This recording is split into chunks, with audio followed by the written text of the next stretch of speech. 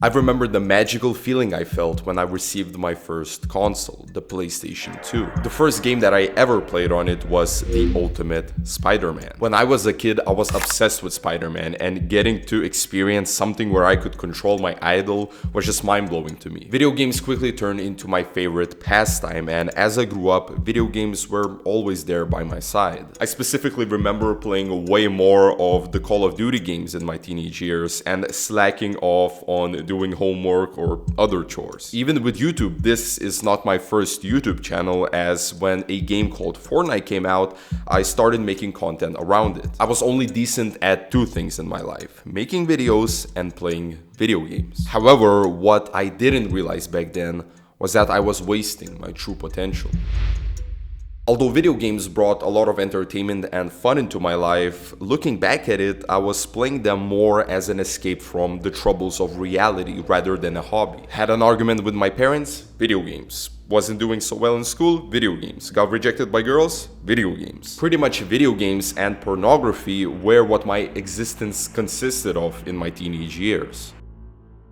When I started this YouTube channel and began taking steps toward improving my life, video games became the least important thing to me, although I would still play them from time to time. I knew that playing video games was an activity that would just waste my time, but I only truly learned how damaging video games can be to a person back in October of 2022 when I started working as a video writer for Cam Adair, the founder of Game Quitters. Fast forward to May 17th, 2023, that's the day when my Steam account got deleted per my request to delete the account after a 30-day pending period, marking the day when I truly gave up video games and promised to myself to never go back to playing them the same way I did back when I was a teenager. Video games can be a fun hobby to spend your leisure time in, but it can also be extremely damaging, especially to men who are more prone to developing problematic gaming, a video game addiction, and even a clinical gaming disorder. In this video, I want to talk about why video games are so dangerous for men, how they negatively impacted my life, and what to do if you want to stop playing video games but are unable to quit.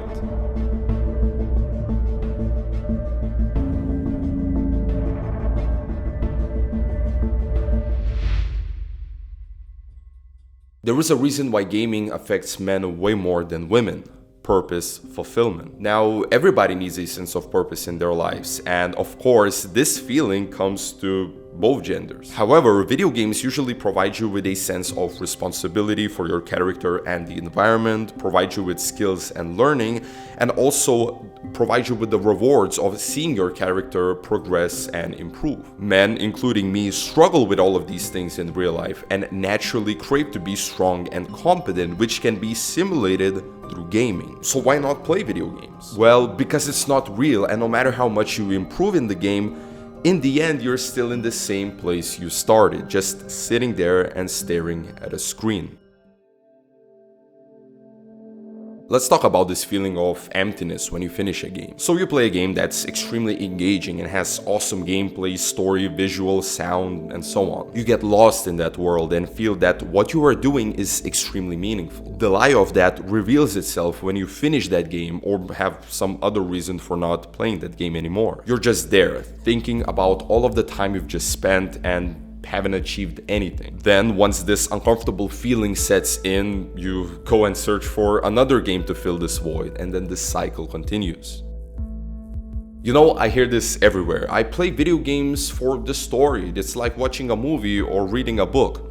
I think that's BS. You most likely are playing for the gameplay. Because of the gameplay, you're getting those rewards that are hooking you in. Sure, stories in games can be really good, but they are more like icing on top and not the foundation of why you are playing video games. This gameplay, again, doesn't fulfill you as a person and only makes you feel like what you're doing is meaningful. This can distract you from pursuing things in real life, as in games, this progress is way quicker and way more rewarding in the short term.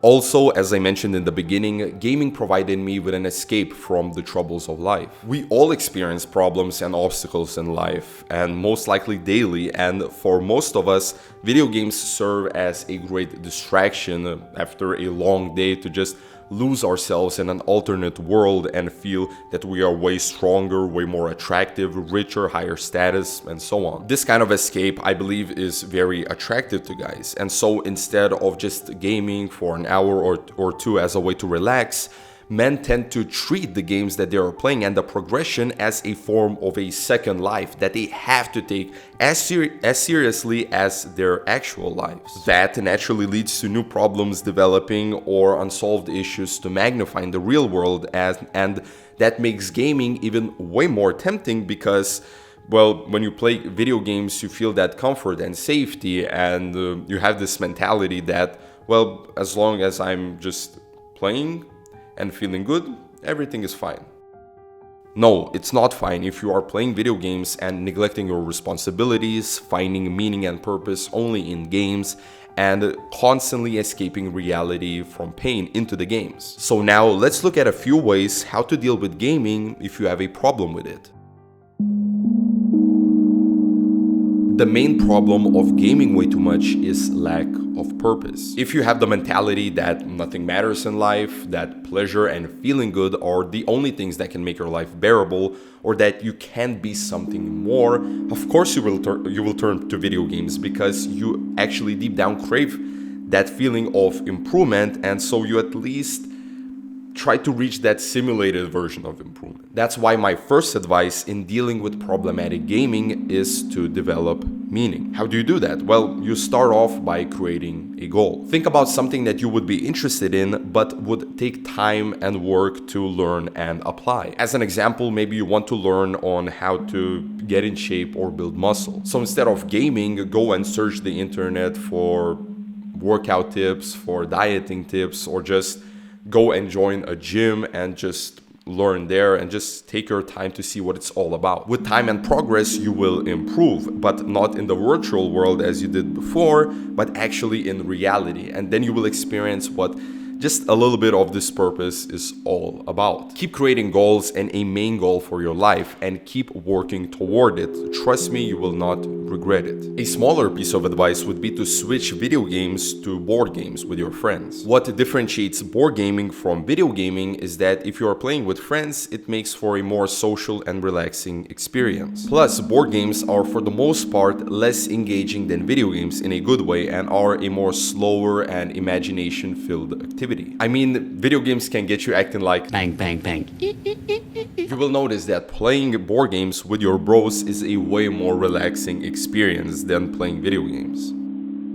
If you are interested in a full story of me being a Fortnite YouTuber a long time ago, click the top right corner of the screen now and check it out. Also, this video only scratches the surface of how video games can be so damaging to people, and if you want more information and advice, go over to Cam Adair's Game Quitters YouTube channel, because it's probably the best source of problematic gaming information out here on YouTube. And I'm not just saying that because we work together, but really, his content is the best when it comes to this topic, so check him out. With all of that said, thank you so much for watching this video. Please leave a like and comment down below your experiences of video games and how they affected your life. And as always, remember that meaning is always above pleasure.